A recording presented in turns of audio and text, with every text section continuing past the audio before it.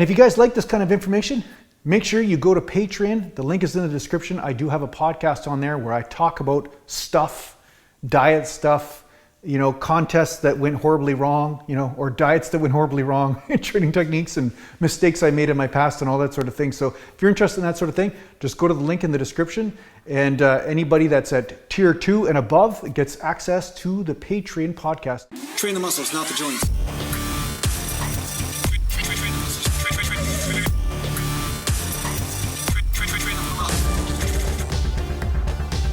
Welcome back to Natural Bodybuilding Mountain. And today I'm going to talk to you a little bit about bicep training, where there is a tendency to get into the correct form on a bicep curl, such as elbows back, or sometimes some people feel like you should put the elbows forward a little bit and bring the barbell all the way up when you're doing a barbell curl. Some people feel like you should just strictly keep those elbows back and just bend the elbow, which is fine too.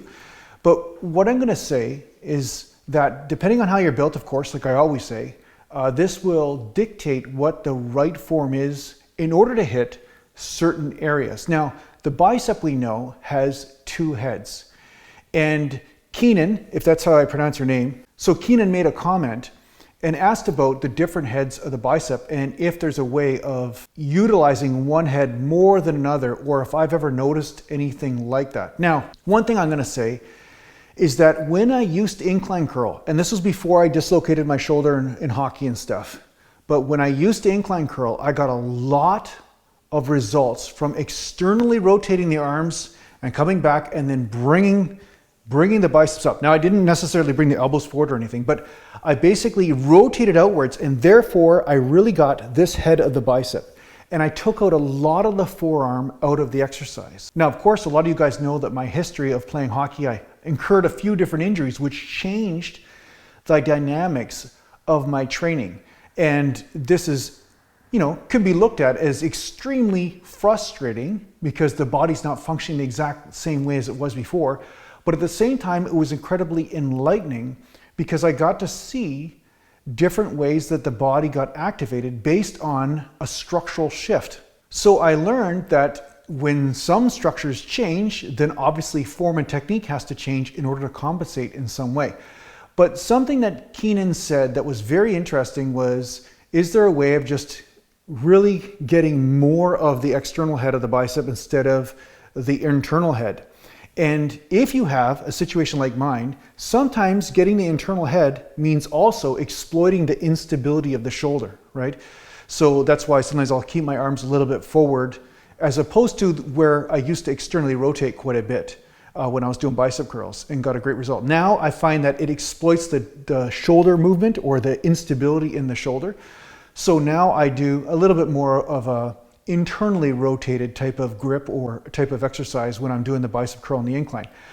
But one thing I started doing lately, just for fun, because, you know, I'm always experimenting and playing around, I'm sure you guys are doing this too, is narrow grip bicep curl. Now with narrow grip bicep curl, I'm using extremely lightweight. I'm not using heavy weight or anything because I'm just trying to get a good squeeze on this head of the bicep. Just this good kind of constant tension. Now, I'm just bending the arms. Some people want to bring their arms forward and stuff.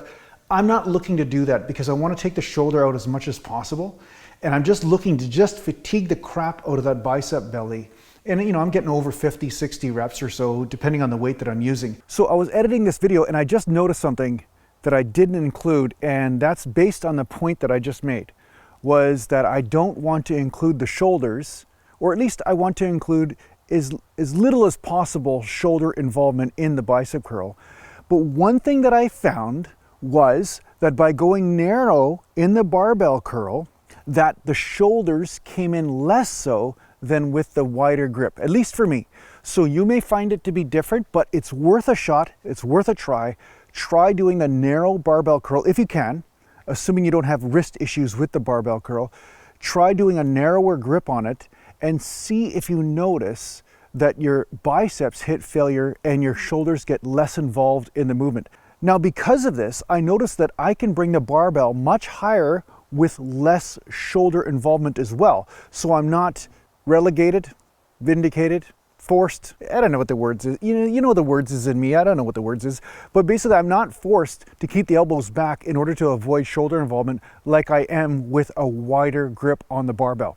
So yeah, make sure you take this into consideration, try it out, see what happens. Maybe you're gonna blow up and get all pumpy and lumpy, I don't know, it might happen. Just don't be roaming around in the woods here, you know what I'm saying? I got a lot of stuff going on back here, a lot of monsters roaming around, and the monsters and the beavers are doing something funny with the sticks. I don't know what it is. A lot of beavers are eating wood these days.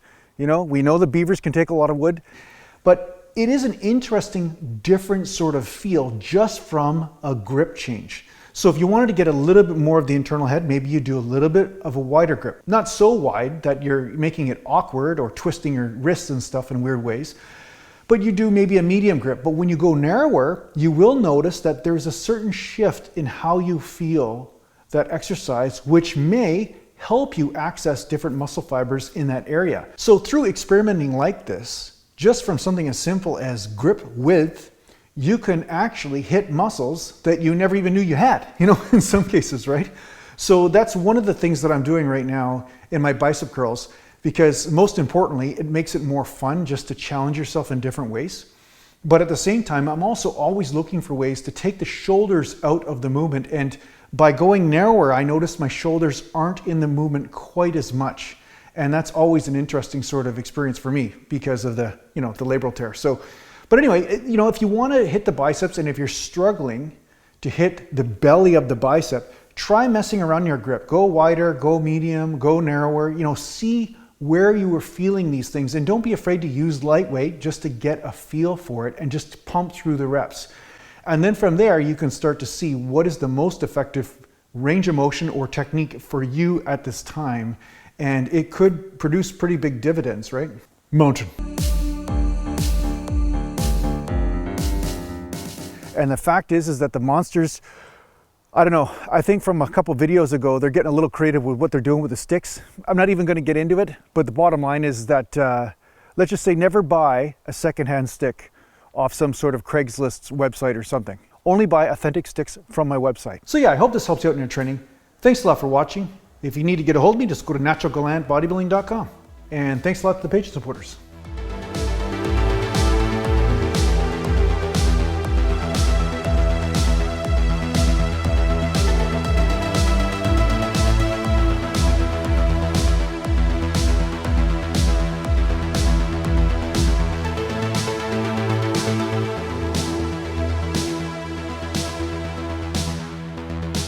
Natural land.